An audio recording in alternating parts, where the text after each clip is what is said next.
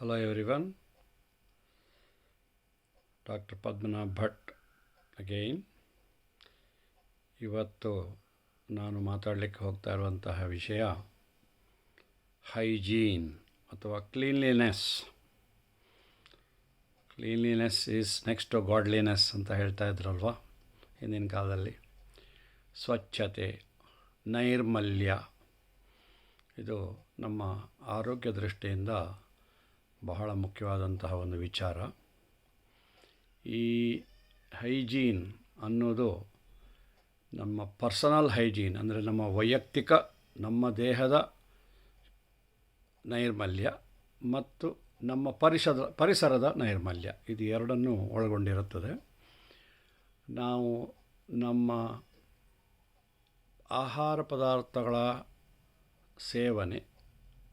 ಸೇವಿಸುವ ರೀತಿ ಮತ್ತು ನಮ್ಮ ಸುತ್ತಮುತ್ತ ಇರುವ ವಾತಾವರಣವನ್ನು ಇಟ್ಟುಕೊಂಡಿರುವ ರೀತಿ, ಇವೆಲ್ಲವೂ ನಮ್ಮ ಆರೋಗ್ಯದ ಮೇಲೆ ನೇರ ಪರಿಣಾಮವನ್ನು ಉಂಟು ಮಾಡುತ್ತವೆ.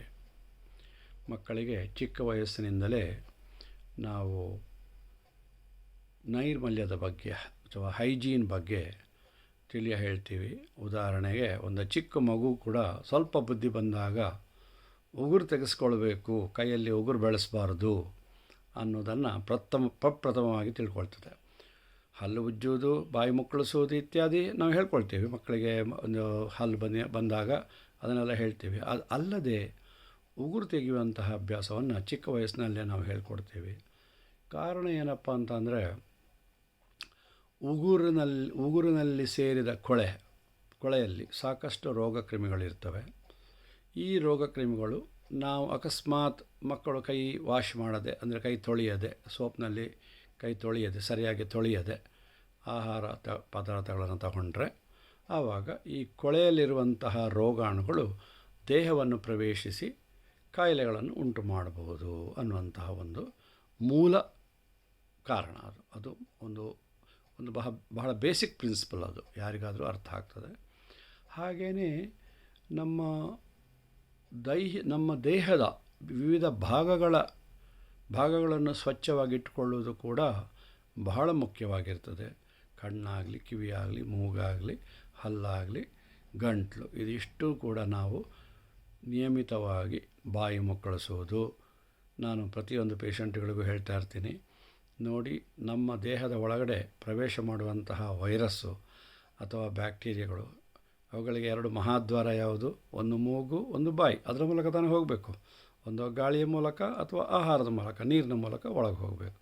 ಸೊ ನಾವು ಮೂಗು ಮತ್ತು ಬಾಯಿಯನ್ನು ಯಾವಾಗಲೂ ಶುದ್ಧವಾಗಿ ಇಟ್ಕೊಳ್ಬೇಕು. ಅಂದರೆ ಅಲ್ಲಿಯ ಉಷ್ಣತೆ ಸುಮಾರು 35 ಡಿಗ್ರಿ ಸೆಂಟಿಗ್ರೇಡ್ ಇರುವಷ್ಟು, ಸುಮಾರು ಉಗುರು ಬೆಚ್ಚಗಿರುವಂತಹ ನೀರು. ಉಗುರು ಬೆಚ್ಚಗಿರುವ ನೀರಿನಲ್ಲಿ ಪದೇ ಪದೇ ಬಾಯಿ ಮುಕ್ಕಳಿಸಿ ಮತ್ತು ಸ್ಟೀಮ್ ಇನಲೇಷನ್, ಹಬೆ, ಆವಿ ಅನ್ನು ತಗೊಳ್ತಾ ಇರಿ ಅಂತ ನಾನು ಕೋವಿಡ್ ಟೈಮ್ನಿಂದ ಕೂಡ ನಾನು ಹೇಳ್ತಾನೇ ಇರ್ತೀನಿ. ಯಾಕೆಂದರೆ 35 ಡಿಗ್ರಿ ಸೆಂಟಿಗ್ರೇಡ್ನಲ್ಲಿ ವೈರಸ್ಸುಗಳು ಸಾಯ್ತವೆ, ಕೆಲವು ಬ್ಯಾಕ್ಟೀರಿಯಾಗಳು ಕೂಡ ಸಾಯ್ತವೆ. ಕಾಯಿಲೆಯನ್ನು ಉಂಟು ಮಾಡುವಂತಹ ಈ ರೋಗಾಣುಗಳು ನಾಶವಾಗುತ್ತವೆ. ಆ ದೃಷ್ಟಿಯಿಂದ ಅದನ್ನು ನಾನು ಒತ್ತಿ ಮತ್ತೆ ಹೇಳ್ತೀನಿ. ಇದು ಅಲ್ಲದೆ ನಾವು ಯಾವುದೇ ಆಹಾರ ಪದಾರ್ಥ, ಈಗ ಉದಾಹರಣೆಗೆ ನಾವು ಫ್ರಿಜ್ಜಲ್ಲಿ ಹಾಲಿಟ್ಟಿರ್ಬೋದು. ಆ ಹಾಲನ್ನು, ಅದು ಪ್ಯಾಶ್ಚರೈಸ್ ಆಗಿರ್ತದೆ, ನಂದಿನಿ ಹಾಲು ಇತ್ಯಾದಿ. ಆದರೂ ಕೂಡ ನಾವು ಅದನ್ನು ರೂಮಿನ ಟೆಂಪರೇಚರಿಗೆ ತಗೊಂಡು ಬಂದುಬಿಟ್ಟು ಆಮೇಲೆ ಸೇವನೆ ಮಾಡಬೇಕು. ಏಕೆ? ಇದು ಮೈನಸ್ ಇಲ್ಲ ಅಂದ್ರೂ ಒಂದು 8-10 ಡಿಗ್ರಿ ಸೆಂಟಿಗ್ರೇಡಲ್ಲಿ ಫ್ರಿಜ್ ಒಳಗಡೆ ಇರುತ್ತೆ. ಅಲ್ಲಿ ಏನಾಗುತ್ತೆ, ಅದು ನೇರ ನಾವು ಸೇವನೆ ಮಾಡಿದರೆ ಆ ಕೋಲ್ಡ್ ಅಟ್ಮಾಸ್ಫಿಯರಲ್ಲಿ ಬಾಯಿಯಲ್ಲಿರುವಂತಹ ವೈರಸ್ಸುಗಳು ಅವಕ್ಕೆ ಪುನಶ್ಚೇತನವಾಗ್ಬೋದು. ಅಂದರೆ ಅವುಗಳಿಗೆ ಲೋ ಟೆಂಪ್ರೇಚರಲ್ಲಿ ಮಲ್ಟಿಪ್ಲೈ ಆಗ್ತವೆ ಸಾಧಾರಣ ಮಟ್ಟಿಗೆ, ಗೊತ್ತಾಯ್ತಾ? ಆದ್ದರಿಂದ ಅವುಗಳನ್ನು ಒಂದು ರೂಮಿನ ಟೆಂಪರೇಚರಿಗಾದರೂ ತೊಗೊಂಡು ಬಂದುಬಿಟ್ಟು ಆಮೇಲೆ ಕುದಿಸಿ ಅದನ್ನು ಸೇವನೆ ಮಾಡಬೇಕು. ಹಾಗೆಯೇ ನೀರು ಕೂಡ ಕುಡಿಯುವಾಗ ನಾನು ಎಲ್ಲರಿಗೂ ಹೇಳ್ತೀನಿ, ನೀವು ನಮ್ಮ ಹತ್ರ ಪ್ಯೂರಿಫೈಯರ್ ಇದೆ, ವಾಟರ್ ಫಿಲ್ಟರ್ ಇದೆ, RO ಪ್ಯೂರಿಫೈಯರ್ ಇದೆ, ಎಲ್ಲ ಪ್ಯೂರಿಫೈಯರ್ಗಳು ಇದ್ದರೂ ಕೂಡ ನಾನು ಇವತ್ತಿಗೂ ಹೇಳ್ತಾ ಇರೋದು ಏನಪ್ಪ ಅಂದರೆ, ದಯವಿಟ್ಟು ಕುದಿಸಿ ಆರಿಸಿದ ನೀರನ್ನು ಕುಡಿಯಿರಿ. ನೀರನ್ನು ಒಂದು 8-10 ನಿಮಿಷ ಕುದಿಸಿ, ಅಂದರೆ ಒಂದು 4-5 ನಿಮಿಷ ಅದು ಗಳಗಳ ಅಂತ ಕುದಿದ್ಬಿಟ್ಟು ಅದಾದಮೇಲೆ ಅದನ್ನು ಕೆಳಗಡೆ ಇಡಿ. ಅದು ತನ್ನ ಪಾಡಿಗೆ ತಾನು ತಣ್ಣಗಾಗಬೇಕು. ಅಂದರೆ ಇವತ್ತು ನೀವು ಒಂದು 5 ಲೀಟರ್ ನೀರು ಕಾಯಿಸಿಟ್ರೆ ನಾಳೆ ನಿಮಗೆ ಅದನ್ನು ಕುಡಿಯಲಿಕ್ಕೆ ಯೋಗ್ಯವಾಗ್ತದೆ. ಹಾಗೆಯೇ ನಾಳೆ ಸಾಯಂಕಾಲ ಮತ್ತೆ ಹಾಗೆಯೇ ಬಾಯ್ಲ್ ಮಾಡೋದು. ಹೀಗೆ ಕುಡಿಯುವ ನೀರಿನಿಂದ ಶುರು ಮಾಡಬೇಕು. ನೀವು ಸ್ವಚ್ಛತೆ ಕ್ಲೀನಾಗಿರುವ ಇಟ್ಕೊಂಡಿರೋದು ಹೇಗೆ ಅಂದರೆ ನಾವು ಸೇವಿಸುವಂತಹ ಆಹಾರ, ನೀರು ಇವೆಲ್ಲವನ್ನು ಕೂಡ ನಿರ್ಮಲವಾಗಿ ಇಡಬೇಕು ಅನ್ನುವಂಥದ್ದು ಒಂದು ಉದ್ದೇಶ. ನಿರ್ಮಲವಾದಂತಹ ಕ್ಲೀನಾಗಿರುವಂಥ ಆಹಾರ ಪದಾರ್ಥಗಳನ್ನು ಸೇವನೆ ಮಾಡಬೇಕು ಅನ್ನೋದು ಉದ್ದೇಶ. ಇದು ಅಲ್ಲದೆ ನಾವು ಈಗ ಊಟ ಮಾಡ್ತೀವಿ, ಜೀರ್ಣಕ್ರಿಯೆ ಆಗ್ತದೆ. ಜೀರ್ಣಕ್ರಿಯೆ ಆಗಿಬಿಟ್ಟು ನಾವು ಮಲ ವಿಸರ್ಜನೆಗೆ ಹೋಗ್ತೀವಿ. ಮಲ ವಿಸರ್ಜನೆ ಮಾಡಿ ಕೈ ತೊಳ್ಕೊಳ್ಳುವಾಗ ಅವಸರದಲ್ಲಿ ಕೈ ತೊಳ್ಕೊಳ್ತೀವಿ. ಹೆಚ್ಚಿನ ಮಕ್ಕಳು, ದೊಡ್ಡವರಿಲ್ಲ ಅಂದ್ರೂ ಮಕ್ಕಳು ಹೆಚ್ಚಿನವು ಅವಸರ, ಶಾಲೆಗೆ ಲೇಟ್ ಆಯಿತು ಅಥವಾ ದೊಡ್ಡವರ ಆಫೀಸಿಗೆ ಲೇಟ್ ಆಯಿತು ಅಂತ ಪಕ್ಕ ನೀರಲ್ಲಿ ಕೈ ತೊಳೆದು ಈಚೆ ಬಂದುಬಿಡ್ತಾರೆ. ಹಾಗೆ ಮಾಡಬಾರ್ದು. ನೀವು ದಯವಿಟ್ಟು ನಿಮ್ಮ ಟಾಯ್ಲೆಟ್ ಒಳಗಡೆ ಡೆಟಾಲ್ ಸೋಪನ್ನು ಇಟ್ಕೊಂಡು ಚೆನ್ನಾಗಿ ಸ್ಕ್ರಬ್ ಮಾಡಿ, ಅಂದರೆ ಕೆರೆದು ಕ್ಲೀನ್ ಮಾಡಿ, ಉಗುರನ್ನೆಲ್ಲ ಸ್ವಚ್ಛ ಮಾಡಿ ಕೈ ತೊಳ್ಕೊಂಡು ಈಚೆ ಬನ್ನಿ, ಒರೆಸ್ಕೊಂಡು ಈಚೆ ಬನ್ನಿ ಅಂತ ಹೇಳ್ತೀನಿ. ಯಾಕೆ? ಮಲದ ಮೂಲಕ, ಅಂದರೆ ಮನುಷ್ಯನ ಮಲ ಮತ್ತು ಮೂತ್ರದ ಮೂಲಕ, ಎರಡರ ಮೂಲಕ ಕೂಡ ಬ್ಯಾಕ್ಟೀರಿಯಾಗಳು ಮತ್ತು ವೈರಸ್ಗಳು ಹೊರಗಡೆ ಹೋಗ್ಬೋದು. ಅದಲ್ಲದೆ ಮಲದಲ್ಲಿ ಇನ್ನೊಂದು ಏನು ವಿಶೇಷ ಅಂತಂದರೆ, ನಿಮಗೆ ಗೊತ್ತಿರ್ಬೋದು, ಎಂಟಮೀಬಾ ಹಿಸ್ಟೋಲೆಟಿಕಾ ಅಂತ ಹೇಳ್ಬಿಟ್ಟು ಒಂದು ಮೈಕ್ರೋಸ್ಕೋಪಿಕ್ ಪ್ಯಾರಾಸೈಟು ಗೊತ್ತಿರ್ಬೋದು ನಿಮಗೆ. ಇದು ಸಾಧಾರಣ ಮಟ್ಟಿಗೆ ನಾವು ತಿನ್ನುವ ಆಹಾರದ ಮೂಲಕ ಒಬ್ಬರಿಂದ ಇನ್ನೊಬ್ಬರಿಗೆ ಅದು ಹರಡುತ್ತೆ. ಹೇಗೆ ಹರಡುತ್ತೆ? ಕೈಯ ಮೂಲಕವೇ. ಫೀಕೋ ಓರಲ್ ರೂಟ್ ಅಂತ ಹೇಳ್ತೀವಿ. ಫೀಶೀಸ್ ಅಂದರೆ ಮಲ. ನಾವು ಸರಿಯಾಗಿ ಕೈ ತೊಳೆಯದೆ ಆ ಕೈನಲ್ಲಿ ಆಹಾರವನ್ನು ಇನ್ನೊಬ್ಬರಿಗೆ ಬಡಿಸೋದಾಗಲಿ ತಿನ್ನಿಸೋದಾಗಲಿ ಮಾಡಿದರೆ ಅದರ ಮೂಲಕ ಹರಡುತ್ತದೆ. ಇವತ್ತು ಸಿಟಿಯಲ್ಲಿ ನೀವು ನೋಡೋದಾದರೆ ಬಹಳ ಮೋಸ್ಟ್ ಪಾಪ್ಯುಲರ್ ಜಾಗ ಏನು ಅಂತಂದರೆ, ಹಿರಿಯರೆಲ್ಲ ದೇವಸ್ಥಾನಗಳಿಗೆ ಹೋದರೆ ಕಿರಿಯರೆಲ್ಲ ಪಾನಿಪುರಿ ಅಂಗಡಿಗೆ ಹೋಗ್ತಾರೆ ಸಾಯಂಕಾಲ ಆಗ್ತಾ ಇದ್ದಂಗೆ. ಈ ಪಾನಿಪುರಿ ಅಂಗಡಿಯಲ್ಲಿ ಆ ಪಾನಿಪುರಿ ಮಾಡುವವನ ಕೈಯ ನೈರ್ಮಲ್ಯವನ್ನು, ಕ್ಲೀನ್ನೆಸ್ಸನ್ನು ನೋಡಿದರೆ ನೀವು ಇನ್ನೊಂದು ಸತಿ ಅಲ್ಲಿ ಆ ಜಾಗಕ್ಕೆ ನೀವು ಕಾಲಿಡಲ್ಲ. ಯಾಕಂದರೆ ಇದು ನಾನು ಸಾಕಷ್ಟು ಇದರ ಬಗ್ಗೆ ಅನುಭವವನ್ನು ಹೊಂದಿದ್ದೇನೆ. ಅಂದರೆ ನಾನು ಹೋಗಿ ಅಲ್ಲ, ಅಲ್ಲಿ ಹೋಗಿ ಬಂದವರು ಪಡುವ ಅವಸ್ಥೆ ಮತ್ತು ಪಾನಿಪುರಿ ಮಾಡುವವನ ಕೈ ಬೆರಳಿನ ನೈರ್ಮಲ್ಯವನ್ನು ನಾನು ಕಣ್ಣಾರೆ ನೋಡಿದ್ದೇನೆ. ಎಷ್ಟು ಕೊಳೆಯಾಗಿರ್ತದೆ, ಅವನ ಉಗುರುಗಳು ಇಷ್ಟು ಉದ್ದವಾಗಿರ್ತವೆ. ಯಾಕೆಂದರೆ ಅವನು ಹೇಳ್ತಾನೆ, ಪೂರಿಯನ್ನು ತೂತು ಮಾಡಬೇಕಾದ್ರೆ ನನಗೆ ಇಷ್ಟು ಉದ್ದ ಬೆರಳಲ್ಲಿ ಇಷ್ಟು ಉದ್ದ ಉಗುರು ಬೇಕು ನನಗೆ ಅಂತ. ಆ ಉಗುರನ್ನು ನೀವು ಒಂದು ಸರ್ತಿ ನೋಡಿದರೆ ನೀವು ಇನ್ನೊಂದು ಸರ್ತಿ ಅದನ್ನು ತಿನ್ನೋಕ್ಕೆ ಹೋಗಲ್ಲ. ಇದನ್ನು ಭಾಳ ಜನಕ್ಕೆ ನನ್ನ ಪೇಷಂಟ್ಗಳಿಗೆ ಹೇಳಿದ್ದೀನಿ. ಸರ್ ದಯವಿಟ್ಟು ಹೇಳಬೇಡಿ ಸರ್, ಹೇಳಬೇಡಿ ಅಂದರೆ ಅದಿರೋ ವಿಷಯ ಅಷ್ಟು ಗಲೀಜು. ಅದನ್ನು ಅವನು ನಿಮಗೆ ಟ್ರಾನ್ಸ್ಫರ್ ಮಾಡ್ತಾನೆ. ನೀವು ಏನು ಖುಷಿಯಾಗಿ ಅದನ್ನು ತಿಂತೀರಾ ಅಂತಂದರೆ ನೀವು ಮಾತ್ರ ಅಲ್ಲ, ನಿಮ್ಮ ಮಲ ವಿಸರ್ಜನೆಯ ಮೂಲಕ, ತ್ಯಾಜ್ಯ ವಸ್ತುಗಳ ಮೂಲಕ ನೀವು ಸರಿಯಾಗಿ ಕೈ ತೊಳೆಯದೆ ಮತ್ತೆ ಇನ್ನೊಬ್ಬರಿಗೆ, ಮನೆಯಲ್ಲಿರೋ ಬೇರೆ ಫ್ಯಾಮಿಲಿ ಮೆಂಬರ್ಸ್ಗೆ ಕೂಡ ಅದನ್ನು ಸ್ಪ್ರೆಡ್ ಮಾಡ್ಕೊಂಡು ಹೋಗ್ತೀರಾ. ಅಂತಹ ಎಂಟಮೀಬಾ ಅನ್ನುವಂತಹ ಒಂದು ಪರಾಣುಜೀವಿ, ಅದು ಬ್ಯಾಕ್ಟೀರಿಯಾವೂ ಅಲ್ಲ, ವೈರಸ್ಸು ಅಲ್ಲ, ಪ್ಯಾರಾಸೈಟ್ ಅಂತ ಹೇಳ್ತೀವಿ. ಅದು ನಮ್ಮ ದೇಹದೊಳಗೆ ಒಂದು ಸರ್ತಿ ಪ್ರವೇಶ ಆದರೆ ಅದು ಪಕ್ಕ ಈಚೆ ಬರುವುದಿಲ್ಲ. ಅದು ಸಿಸ್ಟ್ ಅಂದರೆ ಅದು ಕೋಶಾವಸ್ಥೆಯಲ್ಲಿರುವಾಗ ಒಳಗೆ ಹೋಗ್ತದೆ. ಕೋಶಾವಸ್ಥೆಯಲ್ಲಿ ಒಳಗೆ ಹೋದ್ಮೇಲೆ ಅದು ಅಲ್ಲೇ ಸುಮಾರು ಸಮಯ ಇರ್ತದೆ. ಆಮೇಲೆ ಕೋಶಾವಸ್ಥೆಯಿಂದ ಈಚೆ ಬಂದುಬಿಟ್ಟು ಅದು ನಮ್ಮ ಕರುಳಿನಲ್ಲಿ ಹುಣ್ಣುಗಳನ್ನಾದರೂ ಮಾಡ್ಬೋದು ಅಥವಾ ಬೇದಿಯನ್ನು ಉಂಟು ಮಾಡ್ಬೋದು. ಮಾಡಿ ನಮ್ಮ ಆರೋಗ್ಯದಲ್ಲಿ ವಿಪರೀತ ವ್ಯತ್ಯಾಸಗಳಾಗ್ತವೆ. ಡಿಸೆಂಟ್ರಿ ಆಗ್ತದೆ, ಅಂದರೆ ರಕ್ತ ಮಿಶ್ರಿತ ಮೋಷನ್, ಅಮೀಬಿಕ್ ಡಿಸೆಂಟ್ರಿ ಅಂತ ಹೇಳ್ತೀವಿ. ಸೊ ಆ ಥರ ಆಗ್ಬೋದು. ಹೀಗೆ ಹಲವಾರು ರೋಗಗಳಿಗೆ ಕಾರಣವಾಗ್ತದೆ. ಇದು ಅಲ್ಲದೆ ನೀವು ಕೇಳಿರ್ಬೋದು, ಕೆಲವು ಹುಳಗಳು, ಅಂದರೆ ಜಂತುಹುಳ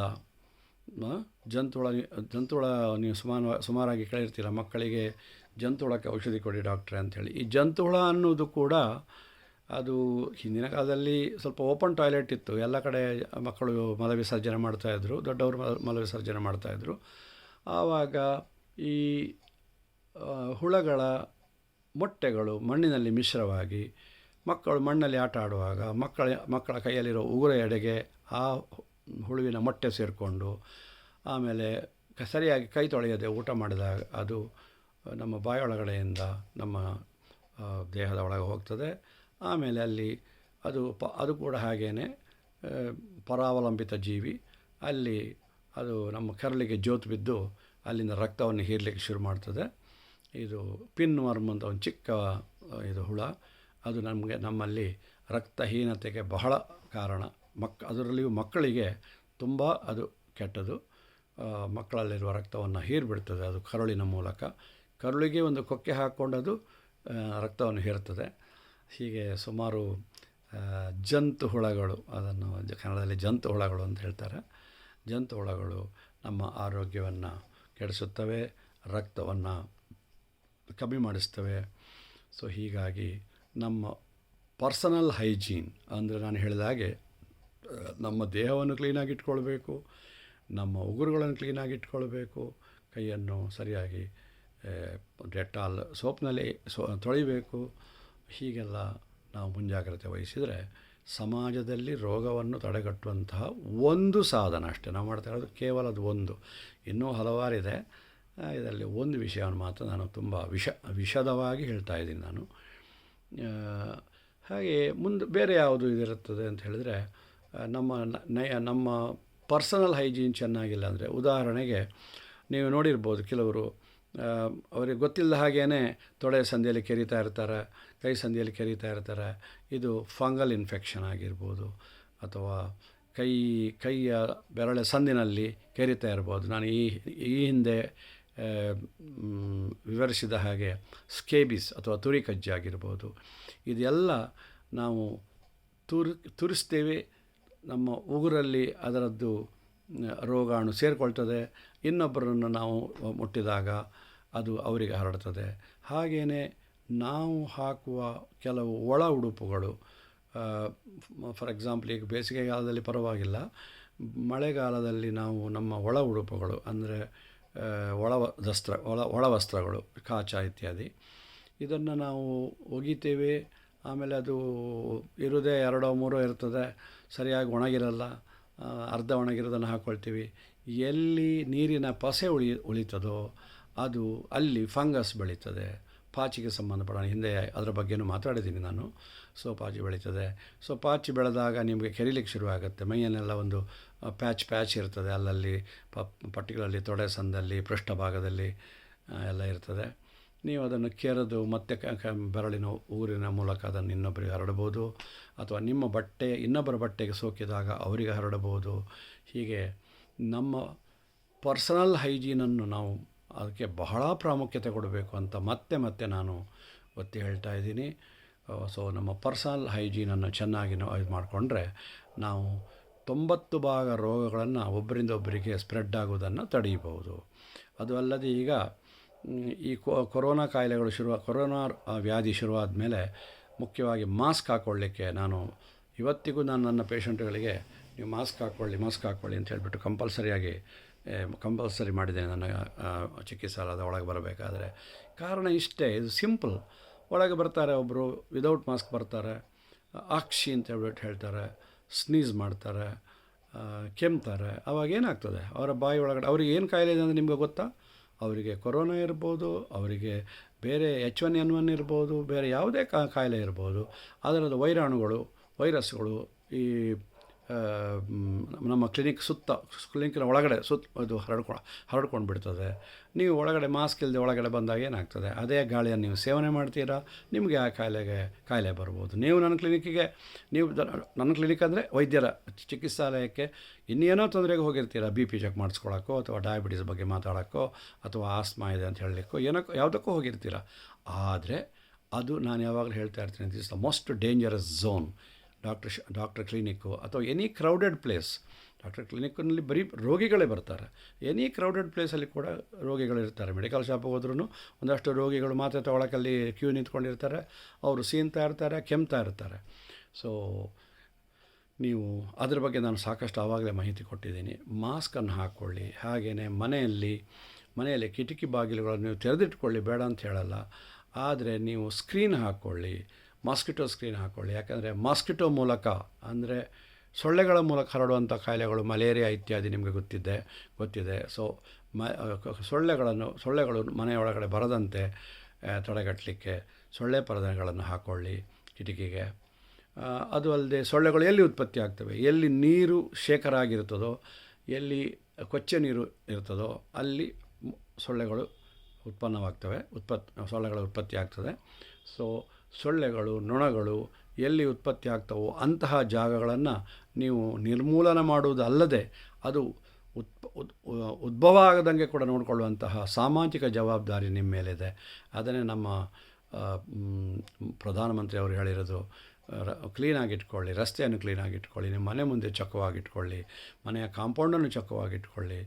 ಹೀಗೆ ನಾವು ನಮ್ಮ ಸುತ್ತಮುತ್ತಲಿನ ಪರಿಸರದ ನೈರ್ಮಲ್ಯವನ್ನು ಕಾಪಾಡಿಕೊಂಡು ಬಂದರೆ ಸಾಕಷ್ಟು ರೋಗಗಳನ್ನು ನಾವು ತಡೆಗಟ್ಟಬಹುದು, ನಾವು ಸಾಕಷ್ಟು ಜೀವಗಳನ್ನು ಉಳಿಸಬಹುದು ಎಂದು ಹೇಳಿ ನನ್ನ ಇವತ್ತಿನ ಈ ಚಿಕ್ಕ ವಿಷಯವನ್ನು ಮುಗಿಸ್ತಾ ಇದ್ದೀನಿ. ಇದು ಚಿಕ್ಕ ವಿಷಯ ಅಲ್ಲ, ಇದು ಬಹಳ ದೊಡ್ಡ ವಿಷಯ. ಇದನ್ನು ನಾನು 3-4 ಭಾಗಗಳಲ್ಲಿ ಹೇಳೋಣ ಅಂತ ಅಂದ್ಕೊಂಡಿದ್ದೆ. ಆದರೆ ಹೇಳಿದ್ದನ್ನೇ ಹೇಳಿದರೆ ನಿಮಗೂ ಬೋರ್ ಆಗ್ಬೋದು ಅಂತ ಹೇಳಿಬಿಟ್ಟು ಇರುವುದರಲ್ಲಿ ಚಿಕ್ಕದಾಗಿ ಚೊಕ್ಕದಾಗಿ ಹೇಳೋಕ್ಕೆ ಪ್ರಯತ್ನ ಮಾಡಿದ್ದೀನಿ. ಇದರ ತಾತ್ಪರ್ಯವನ್ನು ಅರ್ಥ ಮಾಡಿಕೊಳ್ಳಿ. ಇದನ್ನು ದಯವಿಟ್ಟು ನೀವು ನಿಮ್ಮ ದೈನಂದಿನ ಜೀವನದಲ್ಲಿ ಅನುಸರಿಸ್ತೀರಿ ಅಂತ ನಂಬ್ತೀನಿ. ಜೈ ಹಿಂದ್.